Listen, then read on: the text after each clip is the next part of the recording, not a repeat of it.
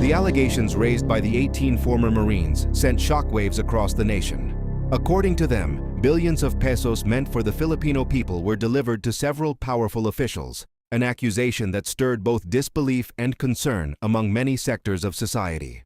Yet even before a full and impartial investigation could begin, strong reactions quickly surfaced from some high-ranking government officials. Certain narratives were immediately pushed, portraying these former soldiers as disgruntled individuals, dishonorably discharged, or worse, as agents of destabilization.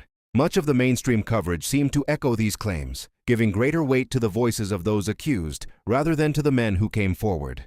It appears that conclusions were drawn too quickly. Even before a thorough investigation and the presentation of evidence, Senator Ping Lacson had already raised accusations, while the office of Ombudsman Boying Remula was perceived to have taken a similar stance. At the same time, the office of the President, through USEC, Claire Castro, publicly labeled the former Marines as destabilizers.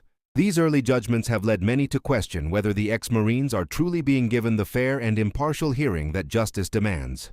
But one cannot simply dismiss the gravity of what these former Marines chose to do. These are men who once wore the uniform of the Republic, men trained to protect the nation even at the cost of their own lives. By stepping forward, they placed not only themselves but also their families in danger.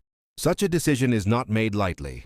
They stand to gain nothing material from these allegations. What they claim to carry instead is something far greater, a sense of duty that did not end when they left military service, a deep love for country, and a desire to see a better Philippines for the next generation. What troubled many observers even more was how quickly conclusions seemed to be drawn. Statements from some officials appeared to dismiss the allegations outright, even before formal inquiries could fully examine the evidence. For many Filipinos, this raised an important question: how can truth prevail if judgment comes before investigation? History has shown that nations are strengthened not by silence, but by the courage of those willing to speak when something is wrong. The Philippines has endured many trials, yet it has always found hope in the bravery of ordinary citizens who refuse to surrender their love for the country. If the voices of these 18 former Marines are indeed guided by truth, then their courage deserves to be heard, not condemned. Because when lies become shields for those in power, the responsibility to defend truth falls upon the people. And as long as there are Filipinos, soldiers, citizens, and patriots who are willing to stand for what is right, the hope for the Philippines will never fade.